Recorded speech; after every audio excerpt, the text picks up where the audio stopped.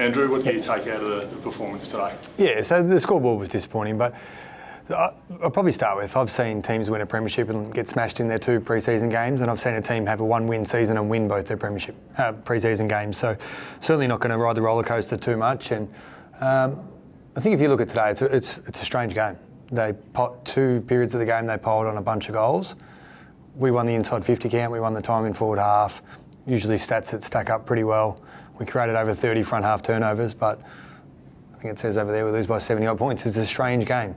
Not usually the outcome you would get from that game, but credit to Port. Their pressure around the ball was red hot, and we didn't handle that well enough. Is that the biggest lesson out of the game, handling the pressure that they were able to bring on you? I think so. Like, you're always putting your game to the test at the start of the year. And our ratio of kick to handball today wasn't quite right. So I think if you look at, I think it was third quarter, we sort of looked at about 10 of their 11 goals came from cough-ups or their pressure combined, both probably equal. That the umps in the room next door isn't making a ruckus. Come on, Trev. Rowdy umps. So that we think we contributed to some of that and we can control it, but again, credit to Port for the pressure they brought. First quarter, you dominated territory, but your skills really let you down. Now, what do you think was behind that? Obviously, got a lot of young guys, and there's only 3,500 here today, but first time in front of a crowd. Do you think that had a factor, or? I would hope not. If that's the case, they've got to play in front of a few more in a couple of weeks' time. But I think it was pretty windy. The conditions were tricky, but still the expectation of our skill level, we want it to be higher. So that wasn't quite at the level we wanted it to be today. Are you worried about the start? I mean, you give them the 8-goal advantage to start with. What was missing when you came out? Oh, I think Mitch just alluded to the start was actually pretty good for us. The first 10 or 15 minutes, I think, might have been 7 entries to 1. So I don't think that was the issue. I think they just scored a bit too efficiently when they went forward. Unfortunately, Harry Edwards will miss round 1 with the concussion, and you've got a bit of a depleted backline at the moment. How big of a blow is that? Yeah, I think I'm led to believe it's 12 days minimum for concussion protocols, and we're 14 days out from round 1 game, so he might still be available. We'll see how he goes over the next little period of time. So, yeah, disappointing for Harry. He's an important player in our backline, clearly, and I hope he's okay.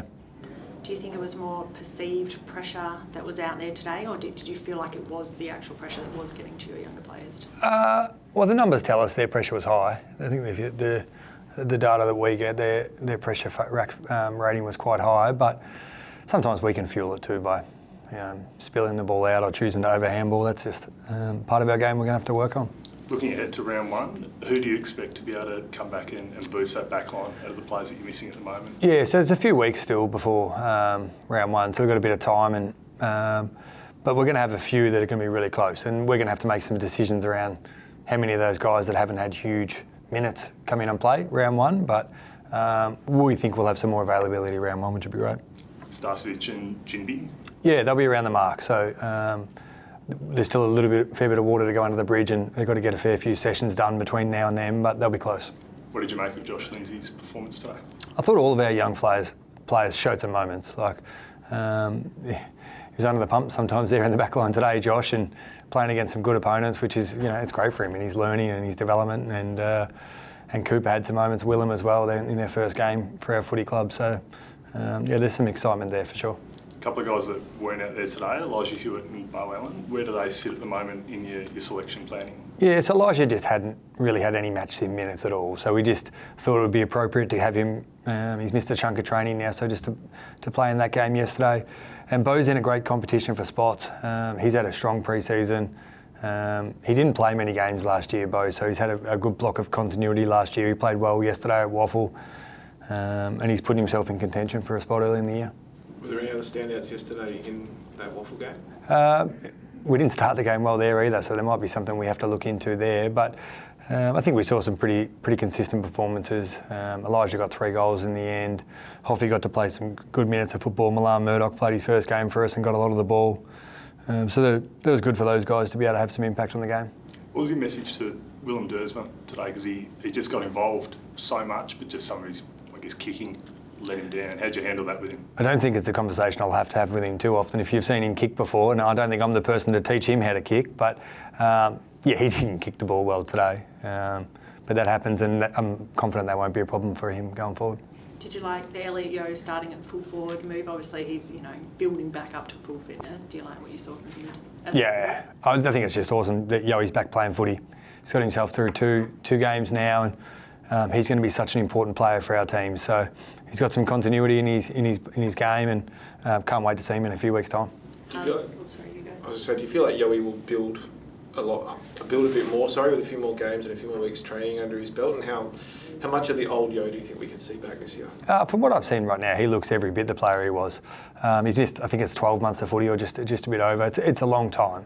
So he's going to take a little while to build, even as good as he is. So I think it's important the expectations aren't... He won't start the player he's at his best form, but he'll have moments where he's a two-time All-Australian for a reason. So we can't wait to have him back. We see Newton kick those 2 goals. Did he play out the full game in the end, or was he brought up early? Yeah, we wrapped him up in the last quarter. So he just had a rolled ankle, and we just thought not worth keep risking that at that point. So we think it would be okay in a few weeks' time. And I thought he had some nice moments too, Jacob. And Harley, with his knee clash, he came off, but then managed to go back out there. So no worries there. Yeah, I was a bit wary of Harley going back on, but no, medical cleared him, and Harley was keen to go back out as well. So all good.